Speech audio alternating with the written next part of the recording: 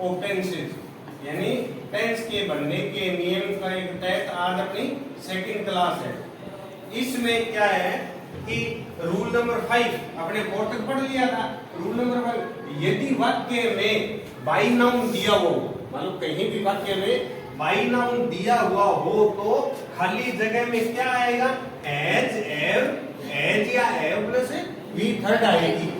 यानी यदि वाक्य में बाई नाउन दिया हुआ हो तो, यदि वाक्य में बाई नाउन दिया हुआ हो तो खाली जगह में क्या आएगा, एज या only have plus V third आएगी। ठीक है नी? जैसे इट इज 10 o'clock नाउ, अब 10 बज चुके, बाई नाउ अब तक आई टाइप्ड दी लेटर्स, ये यहां क्या हो जाएगा, I have typed, I have typed, PYPED typed आ जाएगा। ठीक है नी? टाइप्ड। मान लो 10 बज चुके, 10 बजे तक मैंने अपना पूरा कार्य कर लिया है, यानी टाइप कर लिए। तो जहां कहीं भी वाक्य में आपको ये बीच वाली ये देखना है, बाई नाउन है तो एव या एज प्लस वी थर्ड आएगी। ठीक है नी? एज या एव प्लस में I, it is 10 o'clock, by noun I के साथ एव आ जाएगा क्योंकि प्लूरल का सब्जेक्ट है। रूल नंबर 2, अगर किसी वाक्य में एंड दिया हुआ हो, यदि किसी वाक्य में एंड दिया हुआ हो, जो एंड से पहले फॉर्म है वही एंड के बाद में आएगी, जो एंड से पहले की फॉर्म है वही बाद की एंड आएगी, वही बाद में एंड आएगी। ठीक है नी? तो वही बाद में आएगी। यदि एंड के पहले वाक्य जिस टेंस में है, एंड के बाद भी वही टेंस आएगा, एंड के बाद भी वही टेंस आएगा। ही कैम एयर, ही कैम एयर, वह या कैम है सेकंड फॉर्म है तो आगे वाले में भी सेकंड फॉर्म आएगी, इसकी सेकंड फॉर्म आएगी टाकट, PALKED टाकट आ जाएगी। ठीक है नी?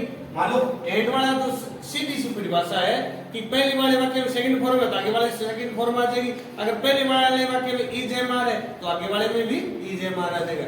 यानी एंड की विशेष पहचान है, पहला वाला वाक्य जिस टेंस में, सेकंड वाला भी उसी टेंस में होगा। ठीक है? ये सी कम, मान लो सी कम्स एयर, कम्स है तो आगे क्या आ जाए, तो कुक्स आ जाएगा। ठीक है? कुक्स, कुक्स आ जाएगा। ठीक है? यानी एंड के जो पहले वाला वाक्य उसी सेंटेंस में है, उसी का आगे वाला सेंटेंस होगा। ठीक है? या उसी टेंस की वर्ब आएगी। नियम नंबर 7, ये नियम नंबर 7 देखो, नियम नंबर 7, यदि वाक्य के आरंभ में रिक्त स्थान हो, यदि वाक्य मान लो स्टार्ट हो रहा है, सेंटेंस स्टार्ट हो रहा है और उस सेंटेंस के स्टार्ट में ही जगह खाली पड़ी है, स्टार्ट में ही जगह खाली पड़ी है तो आप आंख बंद करके वी फर्स्ट भर दिया करो, यानी क्रिया की फर्स्ट फॉर्म भर दिया करो। ये वाक्य पहले तो मी ए ग्लास ऑफ वाटर, तो ब्रिंग आ जाएगा, bring, bring me a glass of water, मेरे लिए एक गिलास पानी दो। ठीक है? ये शुरू में खाली जगह पड़ी है तो लेटर्स राइट, तो राइट लगा दो, WRIT। यानी अगर किसी भी वाक्य के शुरू में जगह खाली है, फर्स्ट ऑफ स्टार्ट में अगर जगह खाली पड़ी है तो क्या आ जाएगा, वहां क्रिया की फर्स्ट फॉर्म आएगी, यानी वी फर्स्ट आएगी। ठीक है? ये जैसे अगर किसी वाक्य में प्लीज अथवा काइंडली है तो भी वहां वी फर्स्ट आएगी। प्लीज, प्लीज के बाद में खाली जगह या काइंडली के बाद में खाली जगह, काइंडली ग्रांट मी लीव, तो एप्लीकेशन लिख देने उसमें, तो इसलिए उसमें ग्रांट की फर्स्ट फॉर्म इसीलिए आती है, अन्यथा ग्रांटेड आ जाती। यानी प्लीज अथवा काइंडली के बाद में खाली स्थान है तो वी फर्स्ट लगाओ। प्लीज, ये right, please give me some, तो इसका गिव आ जाएगा, please give me some food, please give me some food, कृपया मुझे कुछ भोजन दीजिए। ठीक है?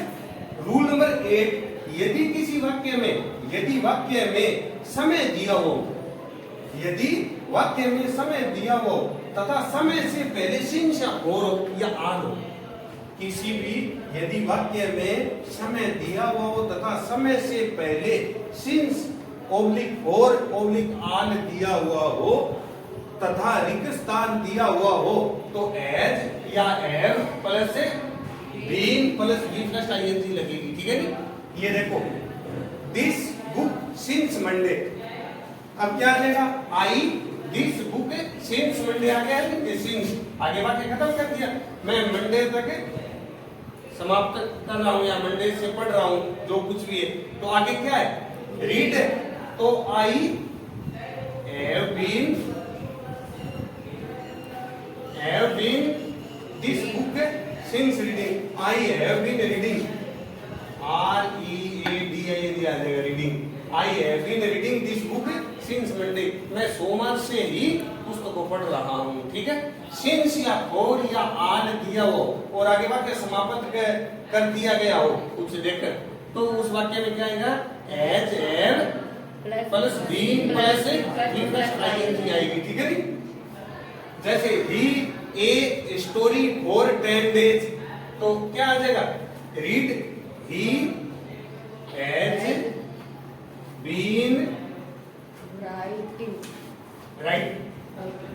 है नहीं, तो WRITING writing a story for 10 days, वह एक कहानी लिख रहा है 10 दिनों से, ठीक है। आपको ये देखना है, सिंस और फॉर या आल दिया हुआ हो, आगे वाक्य समाप्त कर दिया गया हो, मान लो समय दिया हो, कहने भाव ये समय दिया हो, तो उसमें क्या हो जाएगा, एज या have plus been plus B.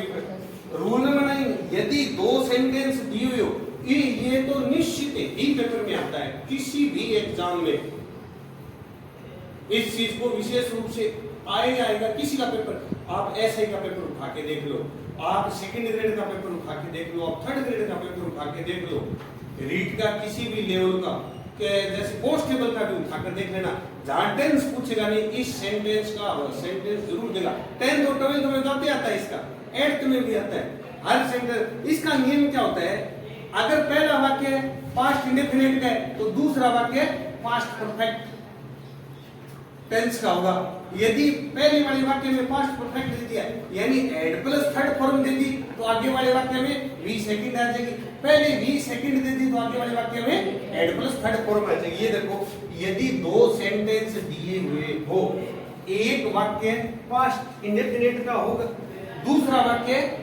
यानी एक वाक्य पास्ट इंडेफिनिट का हो तो दूसरा वाक्य एड प्लस थर्ड फॉर्म आएगी। यदि एड प्लस थर्ड फॉर्म दी हुई हो तो दूसरा वाक्य वी सेकंड आएगी। ये देखो, I had finished my work, इसका कहने का मतलब ये है कि मान लो जो काम पहले हुआ है, मैं हिंदी में बता रहा हूँ, जो काम पहले हुआ है वो पास्ट परफेक्ट का हुआ, जो काम बाद में हुआ है वो पास्ट इंडेफिनिट का हुआ। जैसे डॉक्टर के आने से पहले रोगी मर चुका था, तो पहले काम कौन सा हुआ है, the patient had dead before came the doctor, ठीक है नहीं। गाड़ी के आने से पहले मैं स्टेशन पहुंच चुका था, I have reached, I had reached the station before train केम।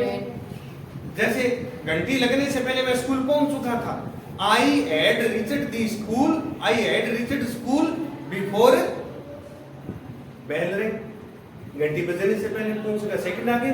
यानी कहने का मतलब ये है कि अगर एक वाक्य एड प्लस थर्ड फॉर्म में तो दूसरा वाक्य वी सेकंड आएगी, और ज्यादातर क्या करता है तो वो वी सेकंड दे देता है और आगे से एड प्लस थर्ड फॉर्म भरवाता है, ज्यादातर एड प्लस थर्ड फॉर्म भरवाता है।